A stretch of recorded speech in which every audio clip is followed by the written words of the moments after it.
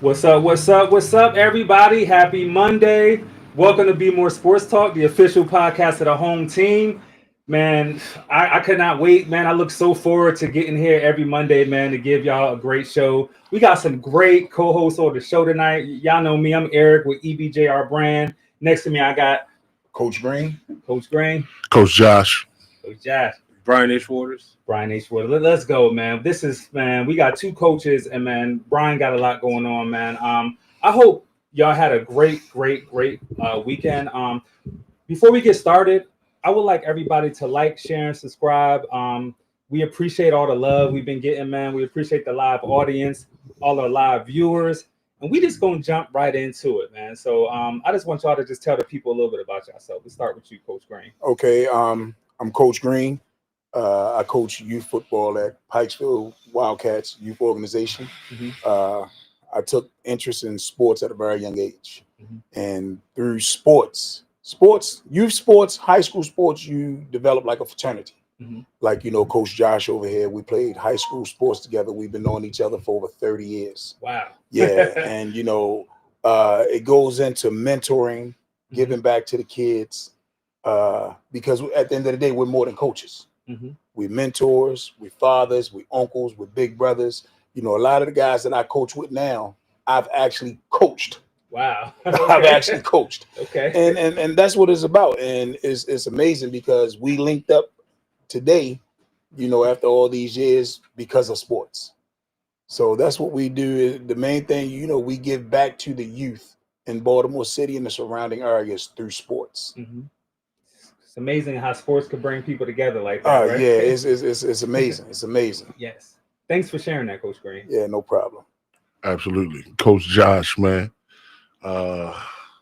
Dwayne Green kind of got me a little charged up. But, yeah, man. Coached for about probably about 12 to 14 years, probably 15 years. Who knows? Okay. Years go by so fast. Finished coaching at St. Francis Academy. Pandemic hit. Now I'm out here in these streets, man, trying to make it happen, driving truck and stuff like that. And, have my own little podcast, DMV, I Am Him. Shout out to that. Just trying to, spread love. At the same time, bringing the faith of God to the podcast that I have. At the same time, loving on the kids, getting them out there. It's a podcast about the Ravens. Like I said, DMV, I Am Him. The Ravens, pro team like Orioles, the Wizards. You talking about colleges in the state of Maryland, and at the same time, high schools. It's a high school feature that's going to be talking about kids that's ranked in the country, ranked around in the country from the state of Maryland and the DMV area, and also the kids that's diamond in the rough, kids that's not heard of. So I just want to get kids out there. It's all about, connecting the dots, man. We was kids together playing football and stuff like that together. Now we just giving back. It's a beautiful thing. It's a beautiful thing. Sports is a way of life for me because a lot of things that happen in sports you have to deal with the same way in everyday life. That's it. That's and a question for you: the podcast. When could we expect to see that? The podcast during the course of the week. Like I said, I'm a truck driver, so I'll be trying to do it at 10 o'clock, which is kind of late. Because and then if I get out, if I try to get in there at 10 o'clock, I still gotta get prepared for it. So I'm driving. As soon as I cut the truck off, I gotta get ready and set up for the podcast. So every day I wanna go every day, at least 5 days out the week. Oh wow. So I'm definitely gonna stay busy on that. Thanks for asking. You're welcome, man. Thanks for sharing, man. That's big, man. I wish you nothing but success. I appreciate that. Absolutely. So, Mr. Brian H. Waters. Yeah. So I'm currently producer and host of the Wrestling Realm. There's a show I created, educated here in Baltimore City.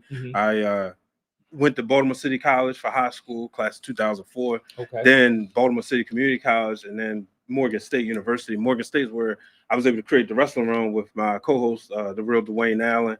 And we was two wrestling fans that just like we kept talking about, it was like we could take what we was learning TV production and apply that to what we were doing. And that's when, you know, the wrestling realm opened doors for me. I worked at ESPN for 2 years in video production, produced some highlights for Sports Center, and worked on Mike and Mike and did social media there. Then came back to Baltimore, worked at Johns Hopkins in media relations, and created an avenue of promoting the doctor's work using social media. See, they're doing the research, and I figure, well, I'm gonna approach it from a sports perspective. Like you talked about how sports has been a big part of our lives. You know, so I said, all right, how can we get people to understand what they're talking about? So I would do like ask them a summary of what the research is, and by me being able to do that, I was able to translate it, because a lot of times the language is above our heads. So I was like, all right, you guys speaking a lay language where everybody can understand, especially here in Baltimore City,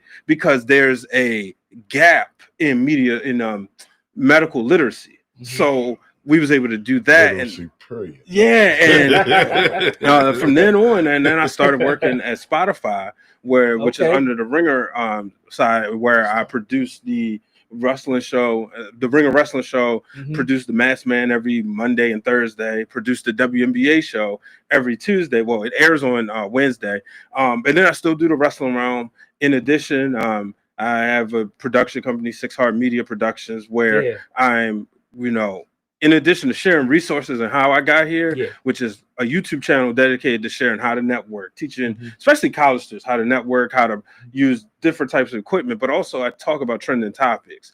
So, you know, it all started for me down the street here when I was at Catholic school. It's no longer there, but I wanted to get into sports, and I was never good enough to play on their teams, but I could write about it. So I would do creative writing in 3rd and 4th grade, and that's when I knew I wanted to be in the sports. Nice. Man, that's awesome, man. That's a lot going on, man. Thanks for sharing that. Like that's like I got questions for y'all, then we're gonna jump into the segments. But what inspired y'all early on in your journey? Who inspired y'all? Who or what? My uncle. Okay. Kevin Beckett. He passed away back in 2021. R.I.P. to him. To this day, he's probably the best athlete I've ever seen. And I've coached and played with some great athletes. Josh is probably the best lineman I ever played with in my life. You know, it's not even close. Wow. And what happened was, growing up, I wanted to be just like him. I mean, and what happened was, you had groups of guys growing up in the neighborhood. You had dudes that was on the corner, and you had dudes that was the athletes. The dudes that was the athletes, they was getting respect, but they wasn't getting in trouble like the dudes that was on the corner. And sports kept you out of trouble. Because when everybody was hanging on the corner, you had baseball practice, because Josh was a hell of a baseball player. You had baseball practice, you had football practice, you had basketball practice. So that kept you out of trouble, and it kept you busy. By the time you came home, you had enough time to take a shower, get something to eat, and go to bed, and go to school the next day. And it kept us out of trouble. And people think sports, like, we're not, you know, going to the next level is great. But what you want to do, you want to take the morals and the principles out of sports. Like I was telling Josh, my son played football. It's the ultimate team sport. But he also wrestled. So it's the ultimate individual sport. So it's teaching you, like, hey, man, there's going to be times where you're going to be out here by yourself. You got to make it happen. Make it happen, You know, you got to make it happen. You're not going to be able to depend on, you know, your friend or your buddy or your family. It's all on you. That's it. So that's what we really preach. I mean, if we can get a kid to the next level, that's great. But we want you to ultimately take the morals and the principles out of sports and apply it to your life so you can become a productive citizen. True. Like I said, you know, I got guys that played in the NFL. But nothing really touches me like when I'm coaching at Pikesville Youth Football, and now I see guys that I coached as 8, 9, 10 years old. They coaching with me now. And they like, Coach Green, you still running the same plays you was running back in 96, 97. Man, that's inspiring. That's inspiring. It really does something for me. That's great, man. Thank you for sharing that. Yeah, I appreciate it. How about you? Like, who or what inspired you? My dad. Oh, yeah. My dad. Everybody know about Mr. Harris, but my dad, man, he was awesome. He was a guy that kept me off the streets, man, during the era of heroin and cocaine. Tough times. You know what I'm saying? When, you know, you know, everybody running and ripping, man, and trying to be the gangster. You know what I'm saying? And I was pulling that way, you know, but my dad just kept me busy, man, with sports. Man, sports was everything to me. And I attacked it like it was. You know what I'm saying? I took it, you know, it was times when rest in peace, Coach West. Played for Coach West down in Hampton, Hanlon Park, goodness gracious. Hanlon Park, man. Couldn't make weight. Couldn't make weight, but I would come to practice every day to practice. Couldn't make weight.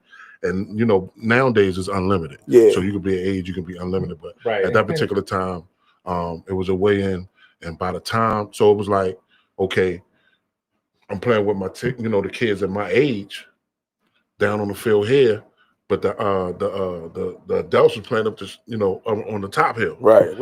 The youngest was like, "Nah, you can't play with us. You got to play up there." And I learned how to play football with the grown adults. That's what turned me on. When it was time to go to high school, I was punishing folks. They punished me.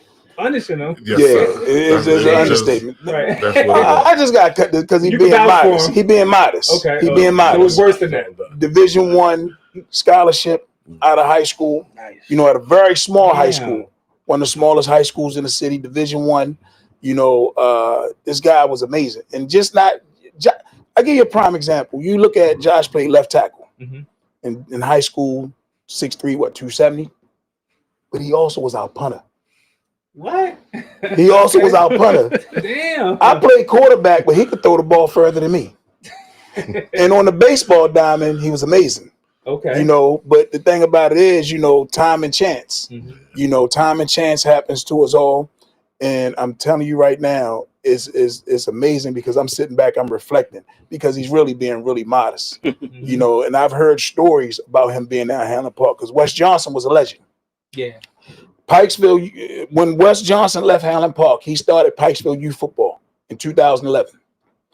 And when in 1998, he died in 2011. And to this day, Nate Johnson, who runs Pikesville, all of our uniforms have Wes Johnson name somewhere on it. Yeah. Every year, without fail. You know, and he kind of set the tone for a lot of us, you know, as far as giving back, because we either played for him, our brothers played for him, and things of that nature. Yeah. So yeah, that's the main thing about giving back. That's special. Yeah, that's special. Thank you for sharing that. Yeah.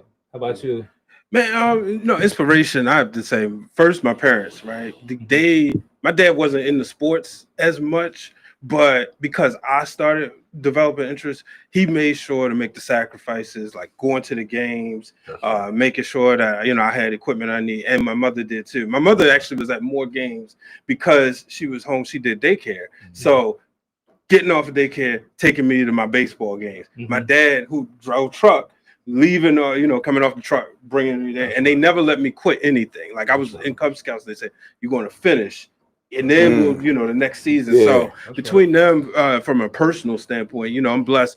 As I've got my kids here. I know the grind of. It's like, wow, mom and dad did all this. This was a sacrifice, and then still had to cook, clean, make sure I had everything I need. Right. And then from a professional standpoint, Sam Davis, he was the first black managing editor of the Baltimore Sun. He's now retired, but as he worked in my church and growing up, I saw how he was on the day-to-day grind of being a sports writer. He was covering, and one of my favorite memories was when he covered the 2000 Ravens, because he would come to show, well, if they win, then I got to go to Tennessee. So I'm like, all right, so what's next? And then Oakland, and then obviously the Super Bowl. So that time, y'all may remember the high school sports show that used to come on Channel 2. Yeah, I actually do remember. Yeah. So he was one of the hosts, and it was him and Keith Mills. Yeah. So my junior year of high school, he said, well, you're too young to have an internship, but you can come with me to the station.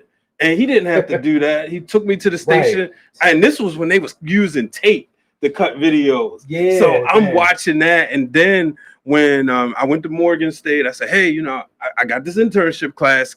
And I had an internship at the Baltimore Sun. So a lot of times we don't talk enough about Black people lifting as you climb. Like I'm sitting there listening to y'all and this great brotherhood that y'all have, and we don't talk about that a lot. But he was somebody who constantly lifted as he climbed, and now I'm a mentor to quite a few journalists in the Baltimore Association of Black Journalism and the National Association. And that's wonderful. And right you know, and shout out to my boy Andrew Golden, who was one of my mentees. He came at Johns Hopkins to intern there in the media relations in medicine, but he told me he was interested in sports, and he was writing at Northwestern, and now he's a writer covering the Washington Nationals for the Washington Post, and he's then you know I'm proud of him. You know, his mother is like Dr. Golden, one of the leaders at Johns Hopkins Medicine, and his dad was a doctor. He said, "Man, I don't want to be here." I said, "Look, I'm telling you, here I believe God brought him there to intern so that we could get connected." Right. And now seeing his journey as a professional, like he broke a news story several weeks ago with one of the nationals, and just to see his name right there, and I was like, "Oh man, this is amazing." So you know, just being able to, you know, as I learn, be able to pass it down, that's one of the joys I get. Man, that is beautiful, man. I appreciate all y'all sharing, man. Let's give us a round of applause on that one, because that's like that's super deep, and like, you know, God comes first. We can't do Come on, man. Absolutely. God connect the dots every time, bro. And it's amazing because like without you guys, we wouldn't be able to bring forth our story. Right. Yes. So you see how all facets is needed. It's needed, yeah. You know, like okay, we might have played and coached and things of that nature, but you got guys like Brian, who's been behind the scenes, that can produce, and that's know editing. Then we have you and you know, it's just wonderful. Yeah. To be able to bring forth this story and be able to put the spotlight on people, organizations, and the mentor. Guess what? When you look at the news, come on, man, and you see all the bad things that's going on, they got all the bad things that's going on. But the great things that's going on, this things is not put out there. That's why, you know, I've been sharing this page. I've been telling everybody, all the youth guys, even the youth guys that, you know, you got rivals with. Like, look, man, check this out, man. Bmore Sports, man. We got to really push this thing to get our story out there because you got a lot of great things going on within the city. That's big, Coach Green. We appreciate that. And I want to appreciate y'all for tuning in every week, man. We got some live viewers. We got some comments on Patricia Rogers, Hollywood, Jester Rich. We see you, Hollywood. Okay. Patricia Rogers, Farrell, what's up? Hey, other. Family. Krista B. Hey, family. We appreciate y'all tuning in every week. We love y'all. We always let y'all give y'all a great show. So we here to, you know, get into it all, sports talk. So let's jump into it, man. It's free agent frenzy, NBA, man. It's been a lot of stuff going on, man. I want to get right into the SGA's contract. Did y'all see all that money they gave him? Right before we went live, Pablo Tristanero. For real? Yeah, he Damn. just. See, I got my phone on me. So what happened? He got the Magic gave him the bag. Okay. Yeah. What'd they give him? Was it? Pull it right up because it literally while we was doing the test, 5-year, $287 million. Pablo Banchero, yeah. Things happening live, y'all. It's live, you know what I'm saying? We live, we can't catch it all, but we're gonna give you what we give you. You know what I'm saying? SGA got a bag, man. He deserve it. That bag is crazy. Like he's making like $228K per game, if I'm not mistaken. Like that's crazy. Yeah, that's generational change. I didn't even never know they had that kind of money anywhere. Yeah. Like, how does this work? How do these kids get the NIL deals? That's crazy. But anyway, back to it. Think about SGA, and I wonder. Okay, is he like? You look at. Oh, my bad. I'm sorry to interrupt. It's 868. Wow. That's a per game. Yeah.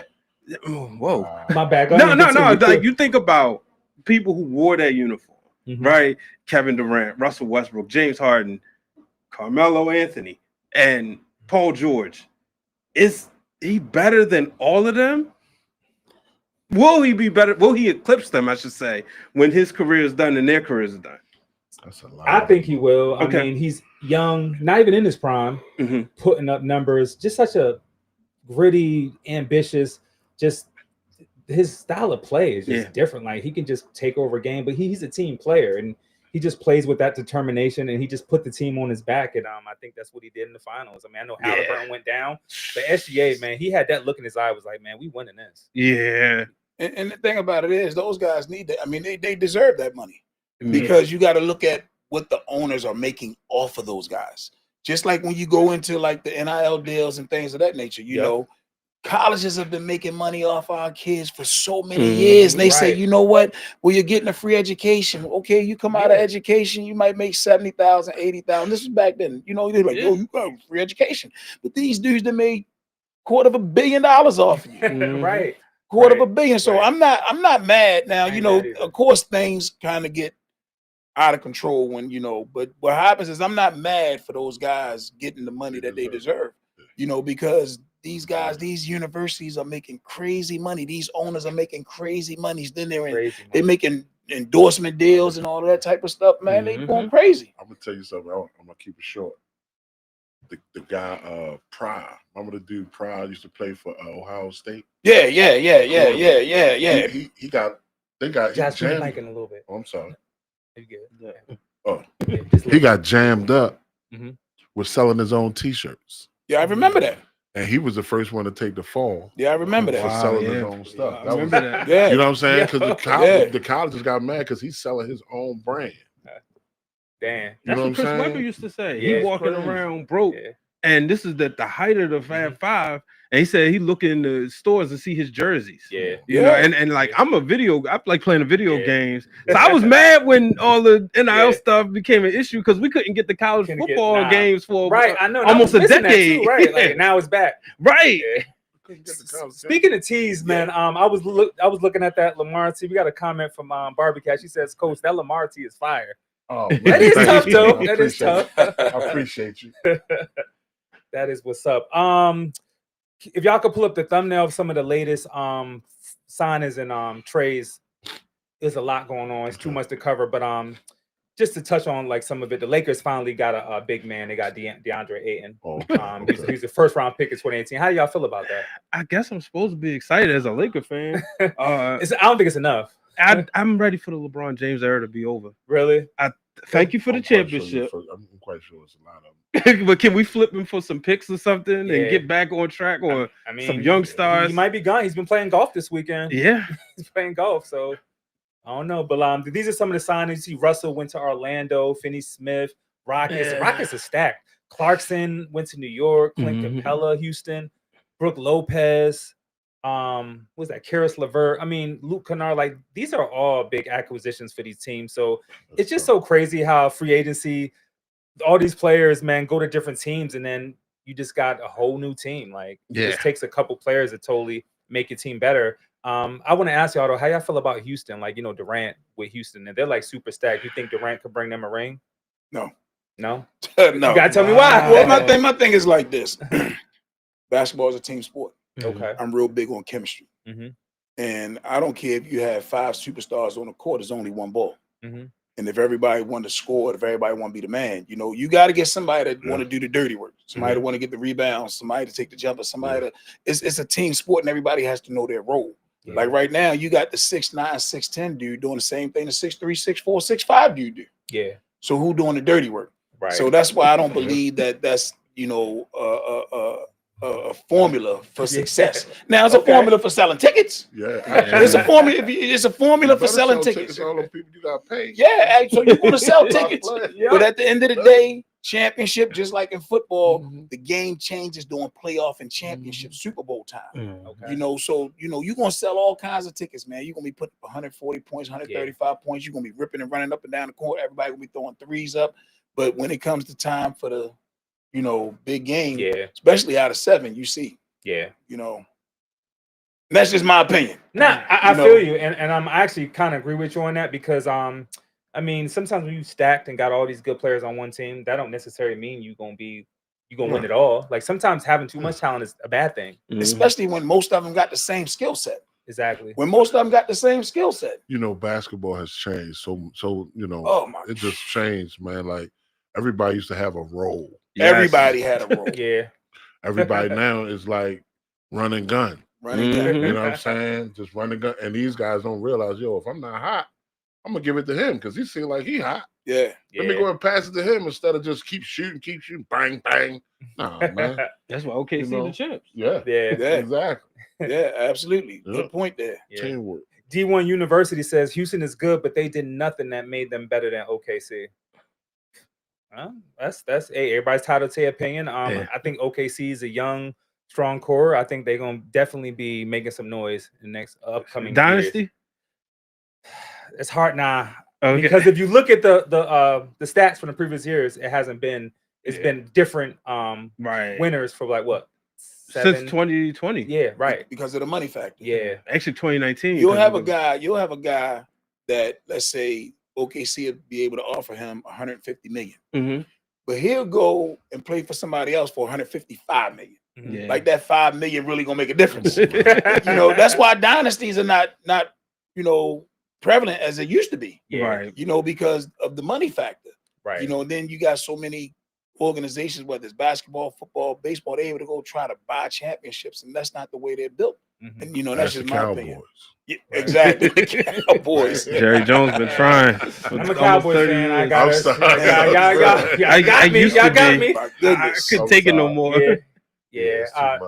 It's disappointing because, I grew up a Cowboy fan, and my dad was a fan, and I actually seen us win Super Bowls in the '90s. But it's like Jerry Jones, man. As long as he's doing what he's doing, we're not going to be.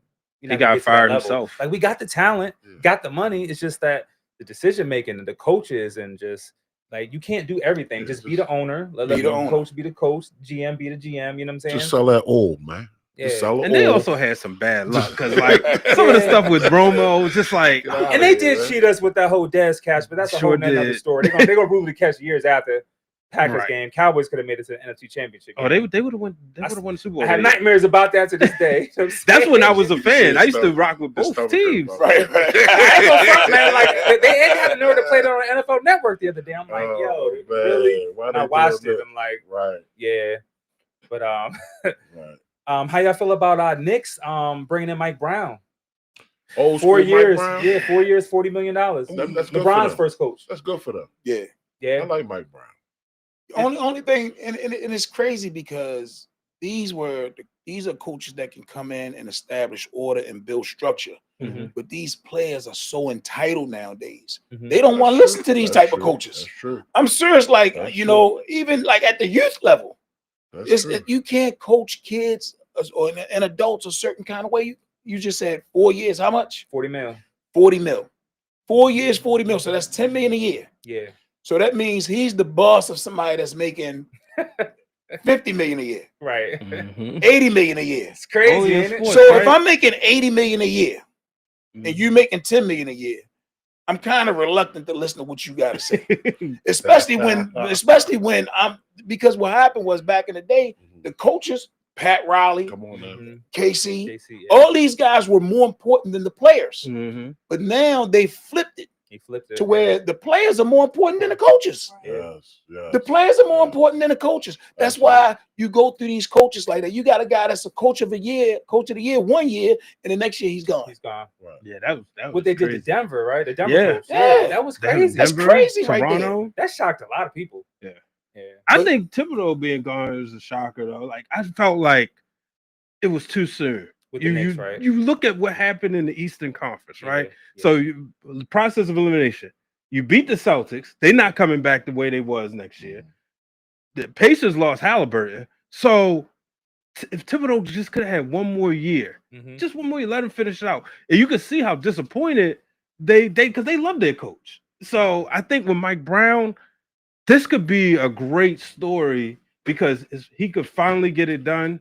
And then they could also finally bring a championship to New York and everybody wins. But it's one of those wait and sees for me. Yeah. And I want to see the Knicks win. It would be a great story. Like my girlfriend's from New York, so she's a diehard Liberty fan, and her family a Knicks fan, so they want that. Right. And my Lakers ain't gonna do nothing no time soon. So I'm rooting for the Knicks. And Brunson's my favorite player to watch. Brunson is a beast. Man. Yeah, I love watching him. And he's a wrestling fan, so I got some bias. Now, I have to ask all this since we talking about the Knicks. I know y'all might have been watching the Sports Center. You keep hearing LeBron name, what would be the easiest path to win a championship? Knicks, Mavericks. Do you think that could actually happen? He would go to New York and look at what's going on. Do you see this? Do you see what's going on, man? It's crazy. Yeah, I mean, we're gonna shop him around to win the championship. If he does, though, his agent's like, he want to make these next years about winning a chip, and LeBron's got like probably another 2 years left. So I feel like this year he's gonna stay with the Lakers, but he got that 1 year. If the Lakers don't win a chip this year, I feel like he's definitely off to another team. he would catch Kobe. And we all know he would love to catch him past Jordan. Don't think it's gonna happen. I ain't gonna front. I want him to get that fifth, and that could kind of put a little of that whole debate. I'm not saying put it to rest, but it'll silence it a little bit. You know what I mean? Yeah. And now he's tied with Kobe if he get that fifth. But if he goes to the Knicks and do it, he's a god in New York because he finally did something that hasn't been done since the 70s. I was about to say that, the 70s. Yeah, damn, it's crazy. You know, the thing about, and it's funny we're having this conversation because coming back from Ohio yesterday, my kids were having a who's better, LeBron, Kobe, Jordan. I'm interested to know what they think. Well, my son, because he's my son and he thinks a lot like me, he's Jordan. Okay. Then a couple other kids was like LeBron and things of that nature. Mm-hmm. And I tried to tell them because they wanted to go into stats, longevity, things of that nature. But what you got to understand is the iconic impact that Jordan has had on the game. Jordan hadn't shot or dribbled a basketball in 22 years and still has the #1 selling sneaker in all of basketball. You can't deny that. Crazy? You cannot deny that. I'm not even a Jordan guy, and I bought a pair of Jordans. That's right. You know what I'm saying? Yeah. So they drop every Saturday. Yeah, and right. And then the thing about it is, like, a lot of what I, believe goes into mentality. Mm-hmm. Like, you see some of the stuff LeBron be doing on the court, man. You be like, "Oh, really? Come on." That'd be the thing, especially as a Laker fan, when he's on your team, is more frustrating. Yeah, that's not a killer mentality. Especially when you had Kobe. Yeah, the whining. Exactly. Yeah. And as a LeBron fan, I can't stand seeing that whining. That's not a dog, though. That's not a killer mentality like Jordan, Kobe, even Steph. They got killer mentalities. Steph, that babyface assassin they used to call for a reason.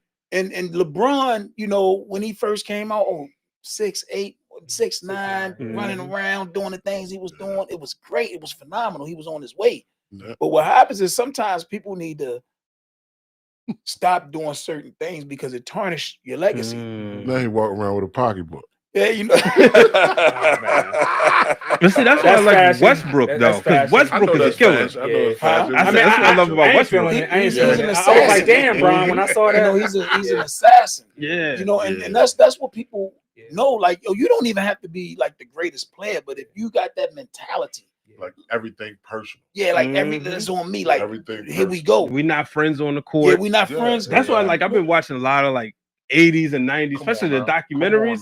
So when you like I looked at the Celtics documentary, then you see it in the Lakers documentary, they hate each other. Yeah. And it was. I'm like, man, I wish I can only imagine what it was like growing up in that time. The Detroit Pistons, man.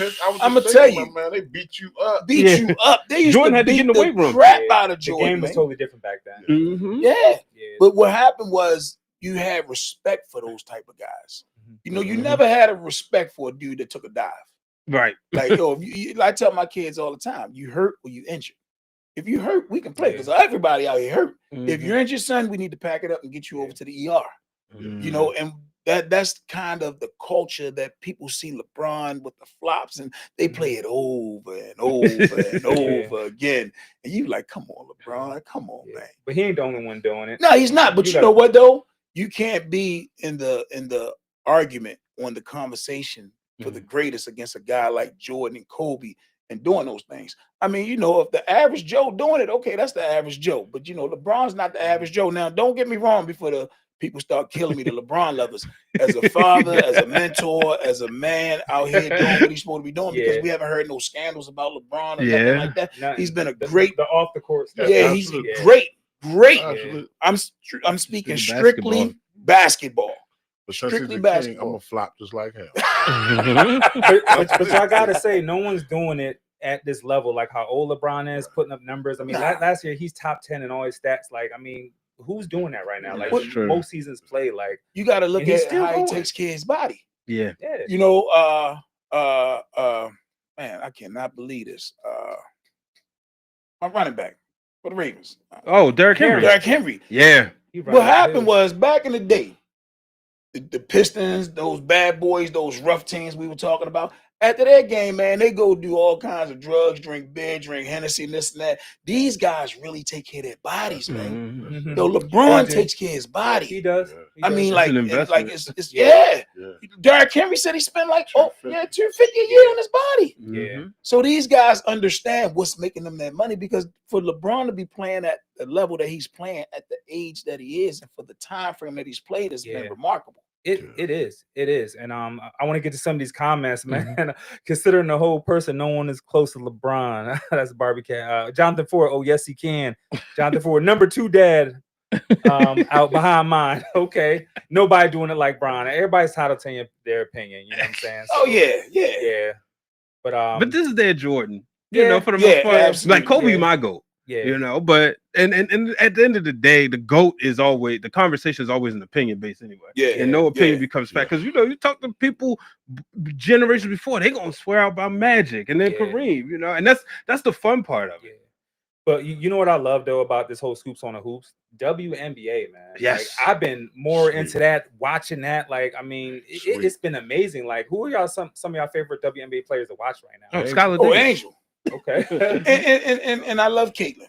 Mhm. She's a competitive. She's an assassin. She got that Yeah. dog in her. She's out with a groin injury. Right. She missed her 5th Yeah, straight she game. You know, straight game. Mhm. But Yeah. the thing that's getting me is, and one thing that they need to do, they need to backtrack just a little bit. They need to backtrack just a little bit and pay homage to a lot of these girls that wasn't getting the recognition Yeah, when exactly. Caitlin Thank and you. Angel came on the scene. Thank you. You know, Mhm. okay, because of television, social media, and all that stuff, and the rivalry and the things that were going on, they're getting the exposure. But man, they got some girls that was playing back in the Come on, day, man. man. That was Cheryl, all you know, man. Lisa That was Leslie. Lisa Leslie, Yeah. Cheryl I think they Swoops. did a special or something. I seen it. Shout out to somewhere. her. Happy birthday, Lisa Leslie. Today. Yeah. She's 54, if not mistaken.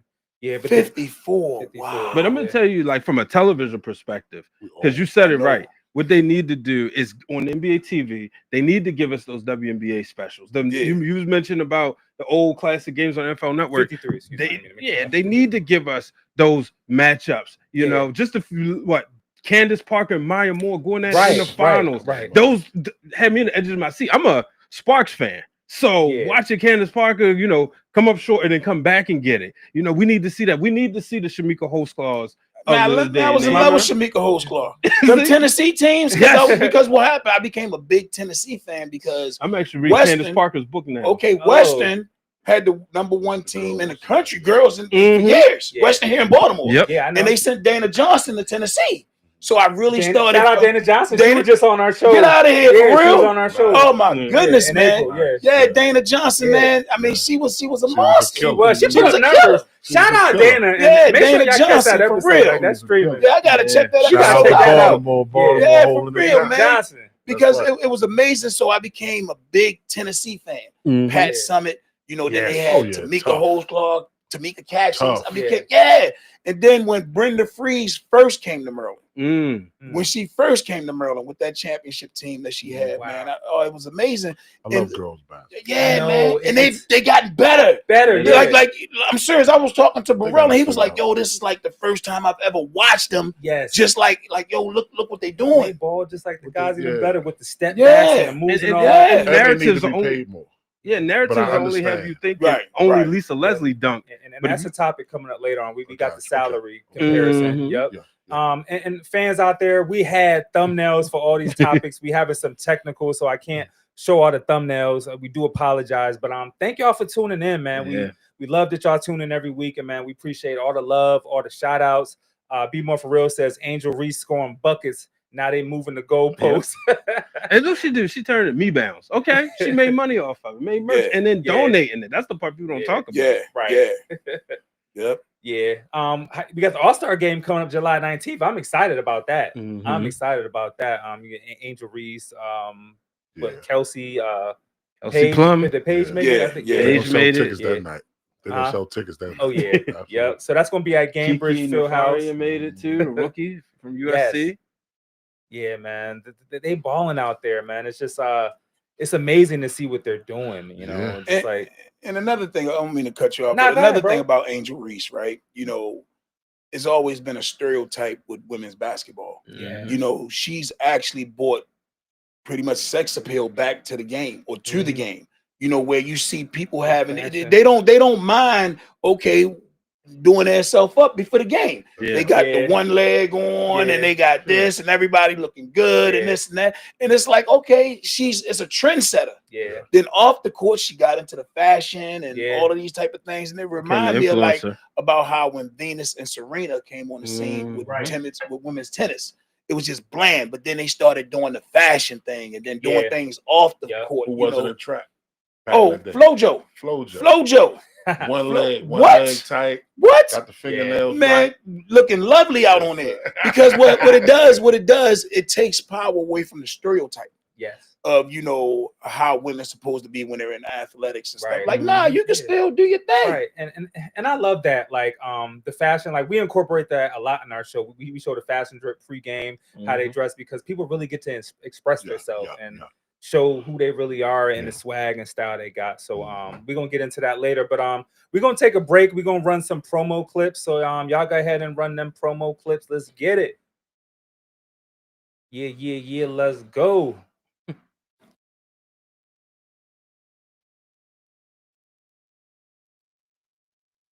Lene from the Thursday show. You guys know we are for the people. Our platform highlights creatives, brands, entrepreneurs, all the things. And for the past 2 years, we have been self-funded. So we're just asking for a little help from you guys. You can donate to our Cash App. That's PodNet. Again, $PodNet. And if you send $50 or more, guess what? We are giving you a shirt. Hold up. We got this in black. We have it in white. Y'all see this? We thank you all for all the support and love that you continue to show us.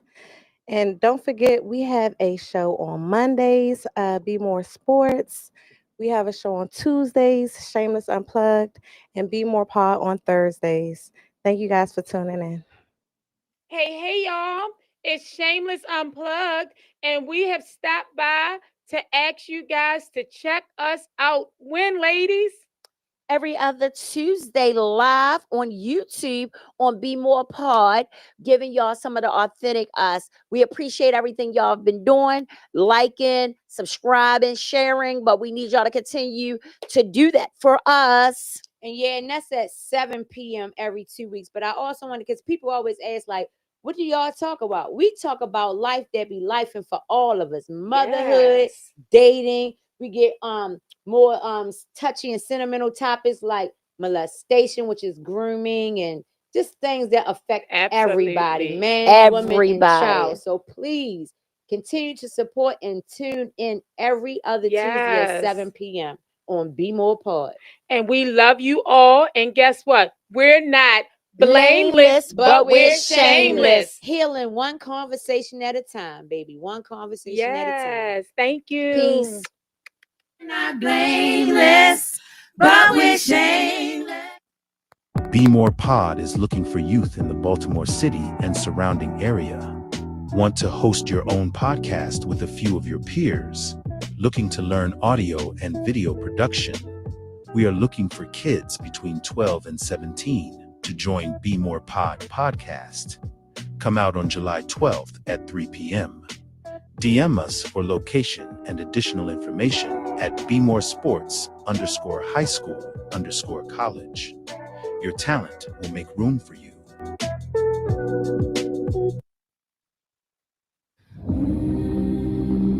Hi, I'm Uncle Wayne. I'm OMG Danny. This is B-Ball for Real every Wednesday at 7 o'clock. Rated R for reality. #1 podcast in Baltimore. Y'all see the trophy, man. Keep it locked with us each and every single Wednesday. We'll treat our way of real explosion, man. Go for real. Y'all go for real. Keep it locked. B-Ball for real.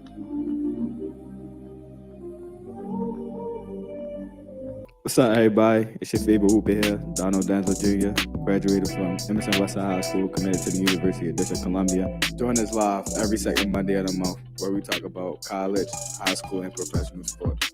Hello, hi, parents. I attend the Paul Lawrence Dunbar.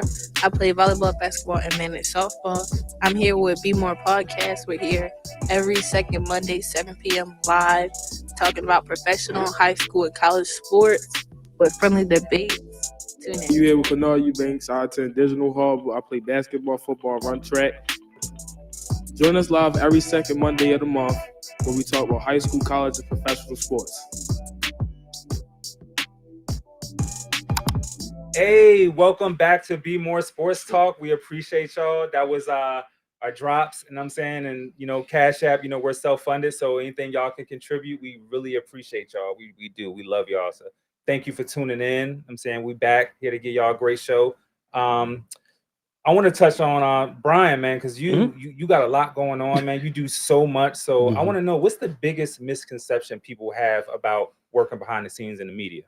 Oh boy. I guess between think you get free tickets. A lot of times people think, oh man, you get to go here, you get to go here, you hook me up. Right. So that's one of the biggest misconceptions. And I would say that's probably honestly the biggest one. We're in a day and age now with everybody doing the get ready with me videos. You kind of see a little bit more than what we saw before. Yeah. But yeah, that's probably the biggest misconception. I mean, with all you have going on, like, how do you stay grounded with all that you're doing?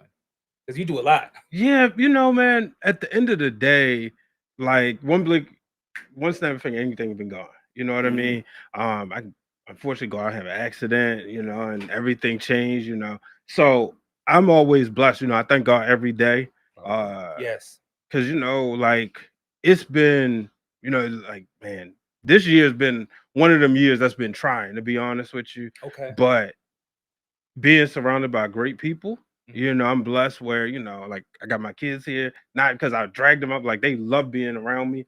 So that's a blessing. I have a great support system with my parents. I have a wonderful lady. So, with everybody, and then I can talk to them. My sister's my best friend. We can talk about everything, so having so many great people around me. And then, just even like I mentioned the wrestling realm, like Dwayne is my daughter's godfather and my son's godfather. Like I work with some of my best friends. Wow. You know what I mean? And shout out to brother Hugh. He was in the chat earlier. Shout out. Like those are like, and me and Hugh been friends.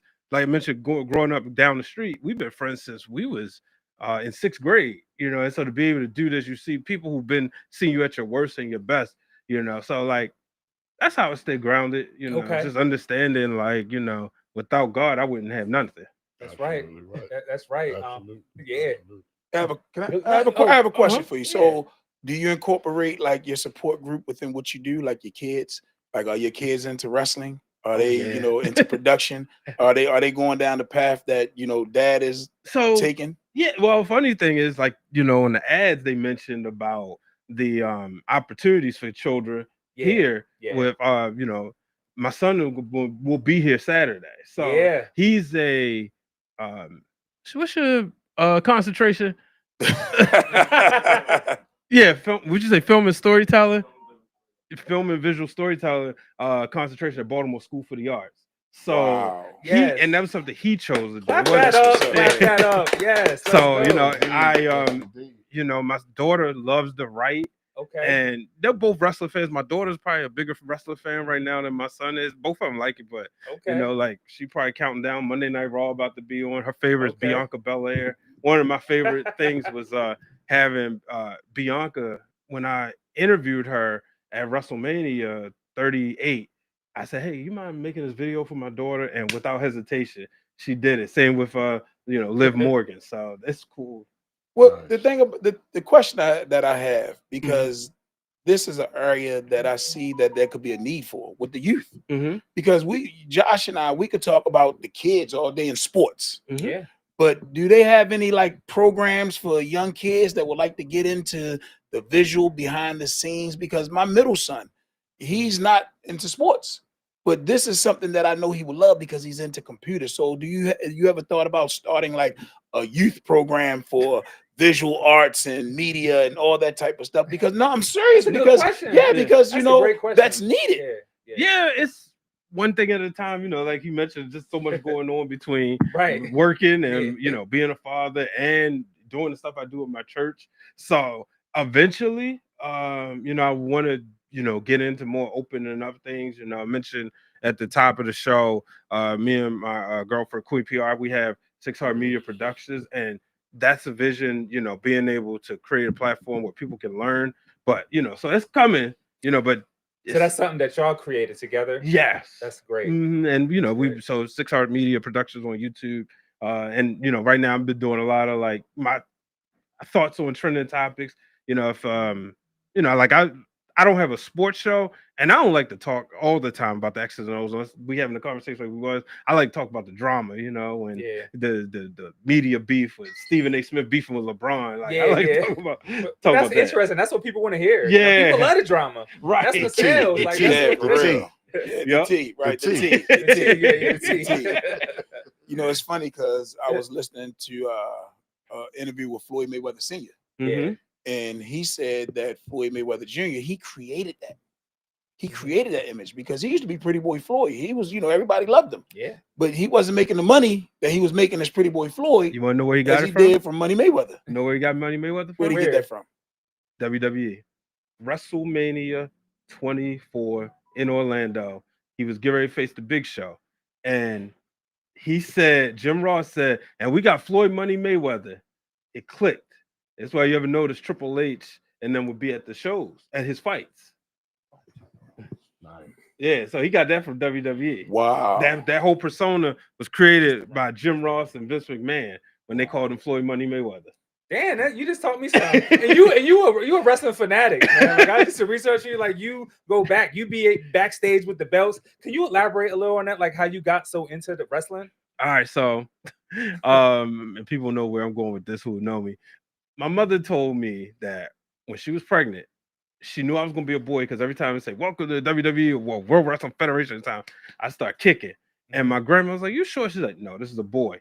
And sure enough, my uncle, shout out to my Uncle Troy, he's 11 years older than me. He was heavy into wrestling. A lot of times when I'd be at my grandmother's house and he would cut my hair, he would have wrestling on the TV. Okay. So between that, my grandfather and my father, they was into it. My mother didn't like it at all, but then she was on bed wrestling and she got attached because, it's on, and the next thing you know, she getting hooked to the storyline. Yeah. So it started there, and for a slight period, I wanted to be a wrestler, but then I was like, no, I want to, it hurts. I want to have a family. I didn't want to be on the road, but, right. So I just always been a fan, and it's like one of the things that I've learned in the past, let's say now at this point, 6 years, I always say I found my tribe because the pandemic brought a lot of Black wrestling content creators together. Okay. So, like I said, we got my show, The Wrestling Round, with me, Hugh, Dwayne, and Brandon. But then there's another show that's also some of my friends based in Maryland, Black Wrestling Podcast, and then my girl and her co-host, Those Wrestling Girls. They from New York. You have the Jobber Tears, the Black Announce Table. So all of us, instead of competing, of course everybody want to get their numbers up, but we started making appearances on each other's shows and doing a lot of crossover. So I was like, oh wow, where were y'all when I was young? Because I used to get made fun of. Believe it or not, people were like, oh, you like that wrestling? Is that fake stuff? But and I would always tell my kids, if you like something, be proud of it. Just because somebody else don't understand it, don't mean it's nothing wrong with it. That's why I always teach them, don't say weird. I don't like the word weird. Just somebody different. Yeah, and growing up, because we all loved wrestling. Mm-hmm. It was real back then with Ric Flair and the Nature Boy. Those things. I mean, woo. Man, and then that's the thing. People love to go back to those days. He's problematic now, but Hulk Hogan was my guy. That's the guys I grew up to with WWF, like Jake the Snake, Ultimate Warrior. Right, my mom used to work at Gold's Gym, and I used to see those guys come there. Man, I used to see them as a kid, looking up damn, Ultimate Warrior, Jake the Snake, Money Man, you know what I'm saying? Yeah, and it's been great, and we talked about women's basketball, women's wrestling has made an uptick, and it's been appreciated more. This Sunday is WWE Evolution. It's an all women's premium live event. They used to be called pay-per-views back in the day, but it's a premium live event. There was the movie Queen of the Ring. I got a chance to go to the red carpet back in March, interview my first wrestling crush, which was Medusa or Alundra Blaze. I may remember her. Also got to interview Trish Stratus and Lita and Jazz and Athena, and these are legends. So it's a WWE fanatic right here. It's a fanatic right here. But Absolutely. it's good that you was talking about the women because I remember when at first women started first being incorporated. Now it seems like just like WNBA, just like it was a phenom lady for softball, college softball. She was crazy. It's like they're really starting to get their just due. Yes. So we've seen women main event WrestleMania twice. Where in 2019, where it was Ronda Rousey, Becky Lynch, and Charlotte Flair, Ric Flair's daughter, main evented the show. And then in WrestleMania 37, two black women, Sasha Banks, who's now Mercedes Moné in AEW, and Bianca Belair, who Bianca was a track star at the University of Tennessee. But Mark Henry saw her doing, I think he saw her doing like CrossFit. They said, "You ever think about wrestling?" And then she got into business, fell in love with it, and now she's one of the biggest women's wrestlers in the history of the business already. Damn. And you just put me on to something. I didn't even know. Thank y'all, man. We got some comments, and man, it's been a lot going on, but we definitely want to get onto y'all comments. BmorePod wants to know. BmorePod. Quick thoughts on Shador. This is like they got a lot of quarterbacks. Like, what do y'all think? And this is a great topic because he dropped in the draft. They got all these quarterbacks and he's got caught for speed, and then they trying to make a big deal. Everything I mean, he's a kid, but do you think he's gonna get that start? Do you think he's gonna get a job? Yeah, fight for a job. Well, right now. and this is my opinion. I believe coming out of training camp, he'll be number 2 on the depth chart. Okay. Yeah, I believe they're going to go with Flacco initially. That's what I got too. And I believe depending on how the season goes, we'll see what they're going to do with Shador because they talk about he doesn't have great arm strength, he doesn't have the great speed, he's not the biggest kid, but he has the intangibles. And that's what people fail to realize. You go look at one of the greatest quarterbacks, Joe Montana. He didn't have the greatest arm. He wasn't the biggest guy, but he had that it factor. You look at Shador and he has command. I mean, they've been saying that he has command of the offense already. He has the respect of the players, and he's like an ultimate teammate. So that's my thoughts of it. I believe by the middle of the season, if Cleveland's not doing great or doing well, he'll be number 1 by the middle of the season. He'll come out of training camp number 2. Could it be like what happened with Lamar and Joe Flacco, where Ravens wasn't doing great? I believe they was 5-7 or something like that, and then all of a sudden Lamar comes in, they get to the playoffs. Could that happen with Shador? You never know. Yeah. Shador, I just think they put him in a hole, of course, on purpose between him or his dad. His dad. Thank you. And his dad, people just fear Dion. He's power. You know what I'm saying? People don't like power. Yeah. So that being said, Shador got a long way to go because by him being that last pick, it's about the money now. You got to think about him, right? He was the last quarterback pick, so we got to honor these guys that's in front of him because we gave him XYZ money down. Even though he might be better than him, we still gonna keep him in front of him. But at the same time, what's really gonna push him through is the fans. Right? We're gonna talk about sales with jerseys. You see what I'm saying? People like, man, start him, man. What y'all doing? He's gonna be the talk of the season. So as he going, he's going eventually gonna be behind Flacco. Right. And if Flacco get a little injury or something, he gonna come in the game. And they gonna be pumped up because they're gonna go crazy. The team love him. As a kid. The team love him. So that's another thing. Thank you for mentioning that on BmorePod. This is another comment from Jonathan Ford. Shador is a great talent, but he's overconfident. And white people are using that to push the agenda that young black men aren't allowed to have confidence. The funny thing about overconfident. Yeah, what actually is overconfident? Right. Yeah. The thing about it is, it's amazing how, and not to turn this into race baiting or anything like that, but like when they talk about Shador with the speeding, they be like, oh yeah, the man was speeding and this and that, but when they get caught speeding, it's like, oh, he was a child. He was a kid. He was a kid at the time.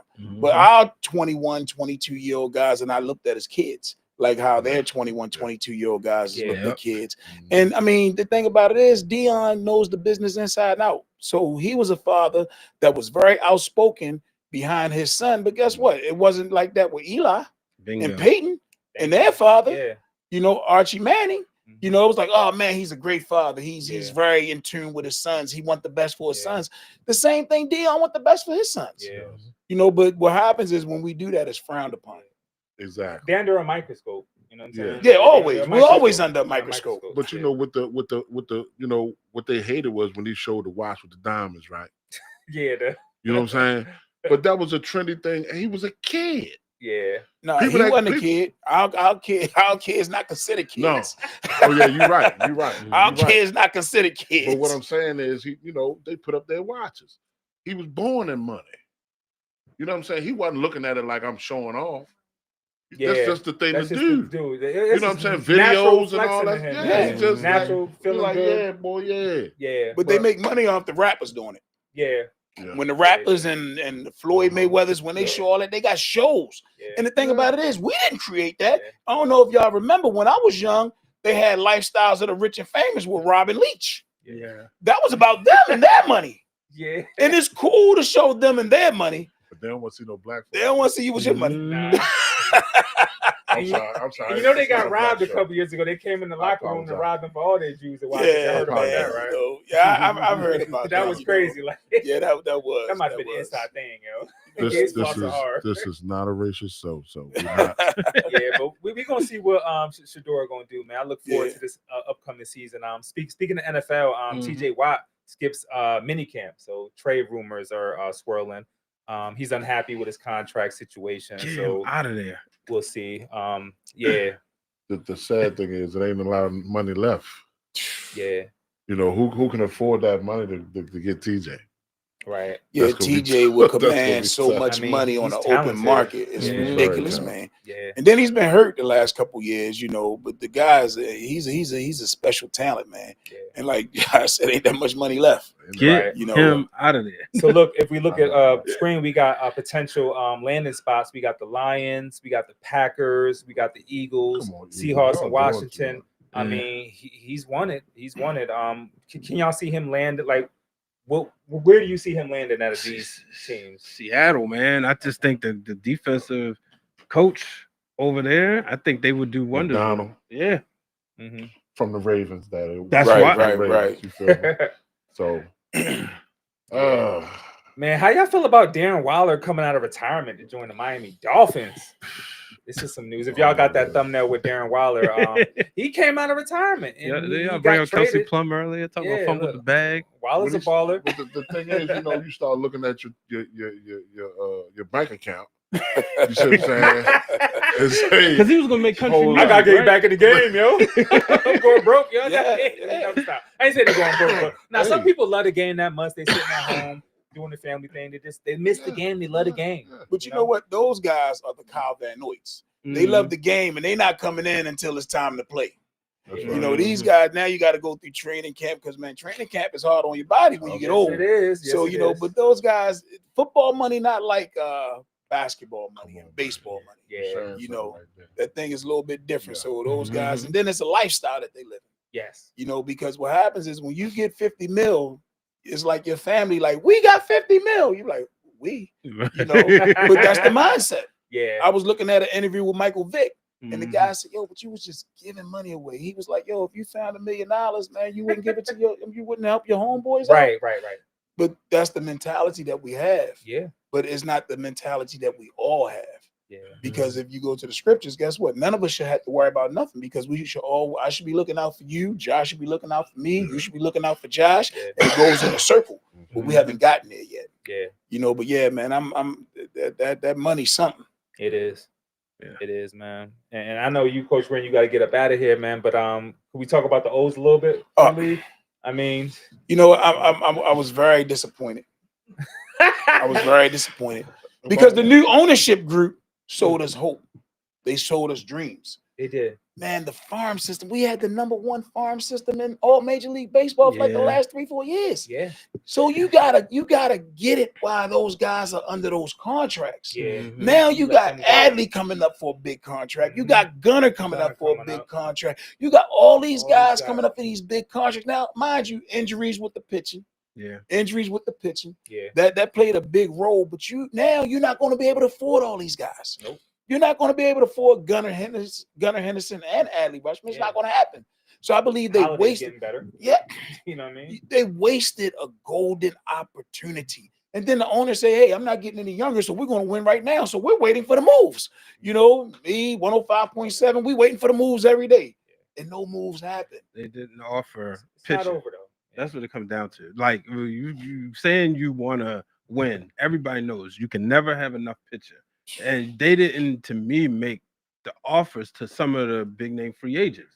It's like, why aren't you making these offers? Put it out there. You know, I know it's considered harder to pitch at Camden Yards versus say some of the other stadiums. Yeah. But you may have to overpay top 5 pitcher. You know, Corbin Burns wasn't coming back. You know. Yeah, we knew that. Right. You know, but we should have, while we had him, should have made some moves to bring in some support for him so that we could make that move and win the World Series. I believe they were scared to pull a trigger on some of their farm system guys. Yeah.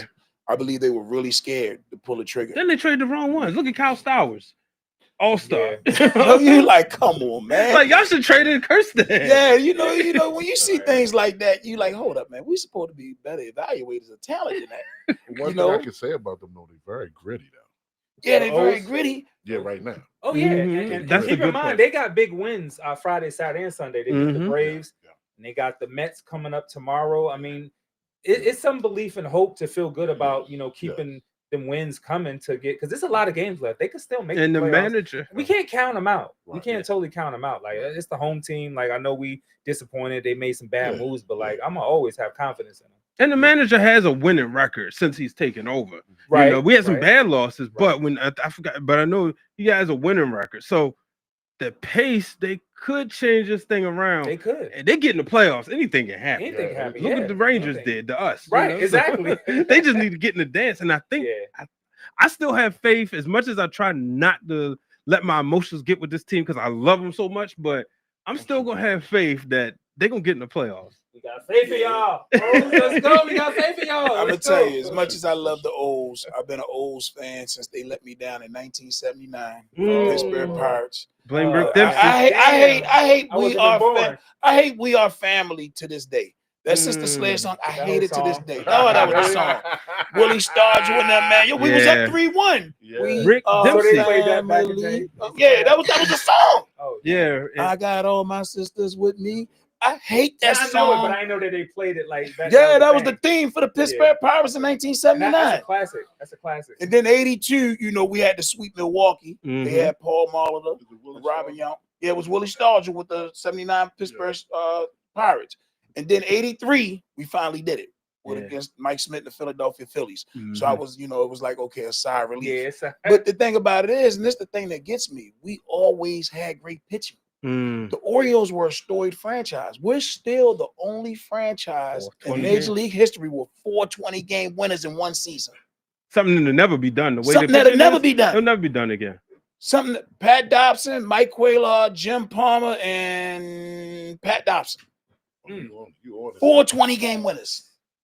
420 game winners. It was amazing. Yeah. And our farm system was always great. Yeah, always. Always great. Yeah. And then we went through that period where everything went down under the Peter Angelos regime. RIP Peter Angelos. Because what happened is when he first became the owner, he gave us hope immediately. Okay. He went and got Roberto Alomar. He went and got Bobby Bonilla. He went, we was loaded. Rafael Palmeiro, and we went wire to wire. 97. We got they did us wrong in that Indian series, Cleveland series, but the umpire was on something else, but that was the year we were supposed to win it. We'd have beat the Marlins. Yeah. Got a quick What year was that? That was 97, wire to wire. Okay. 96, 96. Jeffrey Mayer. Oh my goodness, man! That kid should be banned from every. And then they put him on Good Morning America. Yeah, man. I remember that because I was like young. I was like 8 or 9. I'm like, why is this kid on Good Morning America? Interfering, like, yo, you pointed, come on, man. That was, man. Y'all hurting my heart right now, man. Y'all hurting my heart. Right? That's almost talking about the 2019 Ravens, man. That or the 14 Orioles. Man, my son asked me about that the other day. I said, son, we can't talk about that. I'm serious. When after that, I didn't listen to 105.7 for the whole year. I didn't do no football sports until the next season. I feel you. You know, whenever the Ravens go out, I don't listen to sports. You know, that's when you know you're a true fan. Yeah, man, my Like, blood pressure sick be of all it. high Yeah. and Sick everything, of man. I'm everything, serious, man. man. I be going to the doctors. Doctors be like, But what's see, going you on? talk about behind the Did you scenes, see right? the game yesterday? Working Got my behind the blood pressure scenes. high, yo. In 14, when we lost to the Patriots, and I was working on Mike in the morning, guess who had got assigned the Ravens Patriots highlights when they did that trick play? Oh, to beat us? wow. My yeah. producer was like, Wow. because I got all the Ravens highlights that year for the Mike and Mike show. Ravens, Orioles. That was when the Orioles, and I had to, when they lost to Kansas City. Right. And at the time, I was a Ravens and Cowboys fan. And if you remember, that was the same weekend. So I didn't want to go to work Monday because I had cut many angles of that catch that Dez made. Damn. So yeah, that's the only thing when you working in sports. See, you live with it too. I know the other one that cut you too. Yeah, Didn't it was a catch, and I It remember, was. you know, They gonna rule the catch. that was like 2 weeks before my daughter was born, and I was like walked outside. I was like, I don't believe this. I don't believe because my dream was always to see the Ravens versus Cowboys in the Super Bowl, and that was the year I thought that was it could the actually easiest happen. path for the Cowboys to win that year. That was the easiest path. Because they would have beat. Your face. Remember they beat Josh, Seattle earlier that year. I was just thinking, y'all just sick about this. Man, that was the closest we've been. Yeah. As a fan, that's the closest we've been, and I live with that every day. It's like Ubaldo when he hit that when the one Encarnacion in that one game playoff, and I'm sitting there like, come on, Buck, make the change. I understood why Britton didn't come in at first, but I'm like, now you got two runners on, put Britton in the game. Yeah, that's when he lost the clubhouse, and that's the reason why that was it for him after that. Yeah, that was rough, man. Damn. You know, but you know, you get guys like Buck, man. You know, sometimes they like in their mind they be like, I'm better than this. I can do this. I can do that. Even though it says do this at this time, I'm still gonna do what I want to do. You know, Buck is one of those type of guys. I always felt that if the Orioles would have won the World Series in the Adam Jones era, Camden Yards would have been the house that Adam Jones built. It would have like everybody, you know, because like I know Cal played there, but and had more years there than Memorial Stadium, but he would have had a World Series in Camden Yards. Yeah. We got a great question from Four Sides of the Ring. It says, do y'all think Baltimore should bid for the NBA expansion? Would the Bullets have a market? That's a great question. I always want to know from like y'all because I don't know. Because Baltimore don't have a, you know what I mean? Right. Well, you know the Bullets came from Baltimore. I do know that. Yeah, the Bullets came from Baltimore. Yep. The problem with that right now, because the reason why we didn't have an NFL team for so long after the coach left was because of Jack Kent Cook. Yep. And Peter Angelos did something very good with the Orioles in shoring up that Masson deal that initially was made by showing up the Virginia, DC market. Masson deal. Yeah, so basically he was doing to DC what Jack Kent Cook did to us. Yeah. So the NBA thing, you know, it's tough because the thing about it is, you know, Baltimore has always been like the Mecca when it came to high school basketball back in the day. The Dunbar teams, then the Towson Catholic teams, and the St. Francis teams, and the St. Joe teams, and the Calvert Hall teams. Yeah.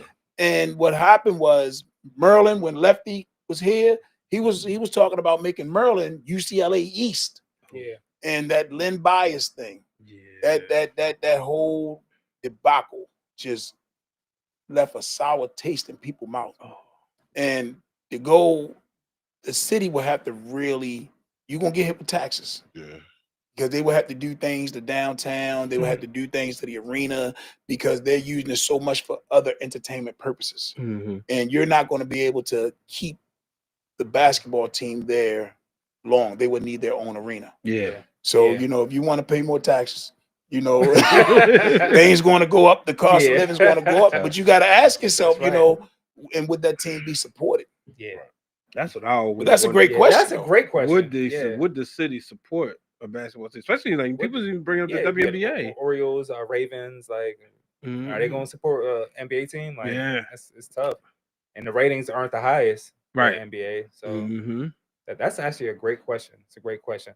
I want to thank everybody once again for tuning in. We are going to get up out of here in a little bit. We got a little bit more to get to. Thank y'all for sticking with us, man. It's been a live show. We got a lot to talk about, a lot going on. We're going to get into what's hot, what's not. So our hot is WNBA is expanding in the next 5 years. They're bringing expansion teams. Speaking on expansion teams, Philadelphia, Cleveland, and Detroit, WNBA. They expanding. It's already talked about, deal done. but we won't see it to the next 5 years. So that's just to show how the game is evolving with the WNBA. So I just think that's a great thing. And I think they made that 5-year window to build up the fan base even bigger. They made the 5-year window to build up the fan base even bigger. And then they chose the Philadelphia thing, because I'm gonna tell you, man, I'm up Philly a lot. I got a lot of friends up in Philly, and I hate Philly fans. Like, yo, they terrible. But you put a WNBA team up in there, they're gonna be very well supported. Cleveland. Yeah, Cleveland, they just need something to root for. They do. Cleveland needs something to root for, man. I'm serious. I was just up in Ohio. You said I was just up in Ohio, man. And Cleveland fans are diehard. They are. And they hate us. They hate us with a passion. Oh, trust me. I went to SummerSlam there last year. I wore my Ed Reed jersey. And I was I'm surprised you're still here to talk about it. In wrestling, we call that being a heel. I had to go as a heel, and trust me, all the people's like, oh, so they hate us for real. Yes, but that's so great, man. Shout out to the WNBA, man, for expanding, man. Philly, Cleveland, and Detroit, man. It's just beautiful. They need some man. Southwest teams. I mean, Southeast teams. Right. Man, get some teams in Florida. But to touch on that, as far as the what's not hot, we're gonna get into the whole salary comparison with the WNBA and the NBA. If y'all could pull up the thumbnail of the salary comparison, I mean, it's not even close. It's not even close. Yeah, it's well, they're saying because of fan attendance, right? Yeah, fan attendance, the support and everything, but it has to do with how you market it. They're getting better in marketing. And shout out to Angel Reese and Caitlin Clark. What they're doing, they're paving the way, because I'm gonna tell you, they actually like each other. But you gotta create some kind of tension in order to get guys. It's amazing because like drama sells, hate sells, envy sells, storylines. There's no, guess what? If they got along and they were the best of friends, it wouldn't sell nothing. It wouldn't sell anything. And they've been doing it since college. They wouldn't sell anything. And they brought the NBA. It's just like politics. Man, outside of Trump, man, them politics, they like each other. They get along. They get along. Should do though? I don't know if this is a good idea. What's that? You ever been to a high school basketball game and the girls play? No, the JV play first and varsity play next. Maybe they should do that because the fans will be there and be more fans there. But you know what? The thing about it is, you said the varsity played first, then the JV? No, or the JV first. Right. And then the varsity second. That way you have all the fans in there and they're going, you know what I'm saying? They hear that early, they can stay. You ain't got to leave for the NBA joint. And that's a perspective, but the only problem with that, while they playing, I'm serious, what happens is, man, guys, we got like a short attention span. And whenever we get a chance to go get a soda or a bag of chips or go to the bathroom, we're going to do it during their game. And, then we're going to be late. I just believe that they need their separate entity. And the NBA, the owners, the WNBA owners, they really need to push it. They really need to push it because guess what? They're starting to make money now. They're starting to make money now. Because back in the day, nobody could name 3, 4, 5 WNBA players. Now it's being talked about. And the quality, it's being talked about. I mean, and shout out, like I said, Caitlin Clark and Angel Reese. They really brought a lot of fanfare to this thing. Shout out Paige Beckers and Kelsey Plummer. And and the ones that's coming. Juju's coming. Oh God, yeah. Man, she'll be back. She's coming down, man. I know, man. Me It was too.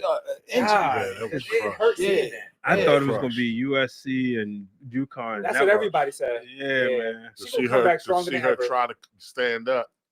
She went back down. I was like, that's a bad injury. Bad injury to sustain. But with modern technology, man, they come back even. It was funny because we was up in the Hall of Fame, and my son was looking at Gale Sayers.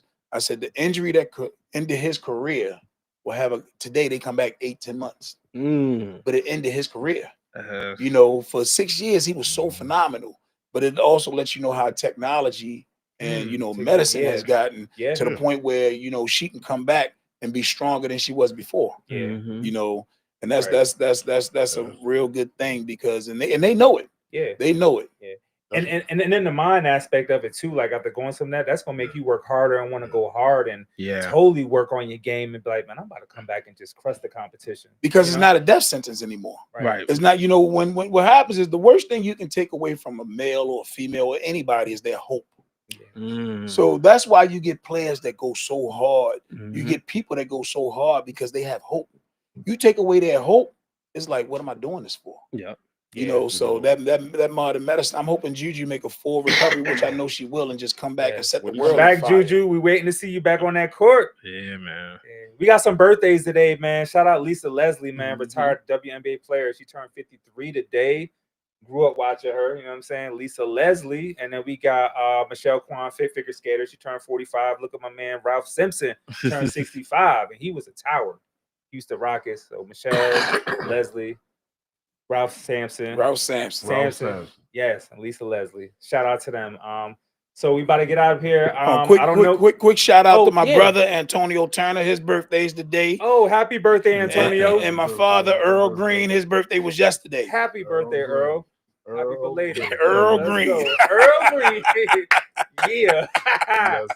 Yo, Jonathan Forrest just said a funny comment. We were talking about the NBA expansion. He said Baltimore YNs would be a nightmare after a loss. They would be, yo. Hey, there's no place like Baltimore. I'm gonna tell you right now. When we was up in Ohio, they was like, "Where y'all from?" And everybody was like, "Baltimore." They was like, "Baltimore? That's hot." Your Baltimore. YNs be bugging. Yeah, It's crazy that now they got YNs. Like, it's just like YN. Like, it's just a topic of everything. Yo, they got YNs out there. Yo, I ain't getting out the store. They got YNs outside. I ain't hopping out. Yeah, man. But it's been a great show, man. I know we ran over, man. I just had a great time. I appreciate all y'all pulling up. Appreciate you, man. Yeah. Love what you're doing here. And it's a great platform, everything. So appreciate you. Thanks for the invite. Thank y'all. Now, do we have the fashion slideshow? If not, we do it next week. But go ahead and run the fashion slideshow. Look at the drip. WNBA players, they pull up dripped up. Let's go. I love the different aesthetics. Oh yeah. Nice. Yeah. Just show the style off the court, you know what I'm saying? We're walking in like you said, they can be themselves. It's so cool, you know what I'm saying? Like some people just come in there with sweats. Oh, I want to rock the skirt. I got the dress. I'm gonna come in my robe and my slippers. Yeah. So we're gonna be showing a lot more of the WNBA drip because the NBA season is over. So we're gonna really be focusing more on the WNBA. So look forward to these slideshows and the new Jordans. We didn't get that; those do drop on the 12th. Oh, we got them. Okay, thank y'all, team. We got them. Those are dropping on the 12th. Those are the 40s, if I'm not mistaken. So yeah, the 40s. Yeah, classic 40s, man. It's crazy, Jordan. Like you said, Jordan got hella sneakers. Hella sneakers. St. Jordan, yeah. Man, thank y'all for tuning in. Before we get out of here, we're gonna give shout outs and we're gonna get out of here, man. I'm gonna let you go ahead and shout out to the Pikesville Youth Football Program, the whole program in its entirety. We getting ready for our upcoming 2025 season. Shout out to all the all the mentors and all the youth football programs, even though Pikesville is my favorite because that's where I coach at. Okay. But I respect you guys that's doing it at all the other youth programs. Keep doing what you're doing. And I just want to thank y'all for coming out, man, for allowing us to come here today. Thank you. All right, man. Thank you. God loves you. Just remember, God loves you. Somebody might need to hear that. God loves you. Amen. Yes. Man, shout out to everybody out here, just looking to do better. Make sure y'all subscribe to this platform. Because this is a great platform and it's a variety, got something for everybody. So make sure y'all do that.